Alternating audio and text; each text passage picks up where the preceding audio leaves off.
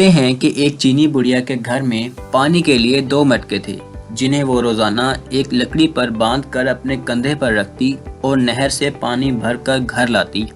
ان 2 مٹکوں میں سے ایک مٹکا تو بالکل ٹھیک تھا مگر دوسرا کچھ ٹوٹا ہوا تھا۔ ہر بار ایسا ہوتا کہ جب یہ بڑھیا نہر سے پانی لے کر گھر پہنچتی تو ٹوٹے ہوئے مٹکے کا آدھا پانی راستے میں ہی بہہ چکا ہوتا، جبکہ دوسرا مٹکا پورا بھرا ہوا گھر پہنچتا۔ ثابت مٹکا اپنی کارکردگی سے بالکل مطمئن تھا تو ٹوٹا ہوا مٹکا بالکل ہی مایوس،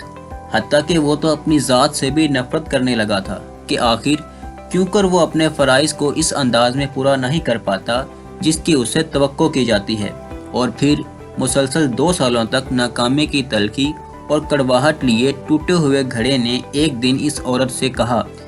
میں اپنی اس معذوری کی وجہ سے شرمندہ ہوں کہ جو پانی تم اتنی مشقت سے بھر کر اتنی دور سے لاتی ہو اس میں سے کافی سارا میرا ٹوٹا ہوا ہونے کی وجہ سے گھر پہنچتے پہنچتے راستے میں ہی گر جاتا ہے۔ گھڑے کی یہ بات سن کر بڑھیا ہنس دی اور کہا، کیا تم نے ان سالوں میں یہ نہیں دیکھا کہ میں جس طرف سے تمہیں لے کر گزرتی ہوں ادھر تو پھولوں کے پودے ہی پودے لگے ہوئے ہیں جبکہ دوسری طرف کچھ بھی نہیں لگا ہوا۔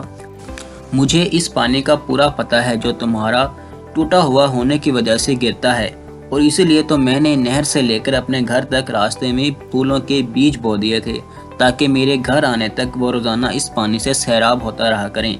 ان دونوں سالوں میں میں نے کئی بار ان پھولوں سے خوبصورت گلدستے بنا کر اپنے گھر کو سجایا اور مہکایا۔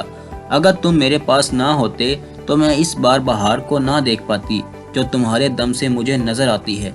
یاد رکھیے کہ ہم سے ہر شخص میں کوئی نہ کوئی خامی ہے، لیکن ہماری یہی خامیاں، معذوریاں اور ایسا ٹوٹا ہوا ہونا ایک دوسرے کے لیے عجیب اور پرتاثیر قسم کے تعلقات بناتا ہے۔ ہم پر واجب ہے کہ ہم ایک دوسرے کو ان کی خامیوں کے ساتھ ہی قبول کریں۔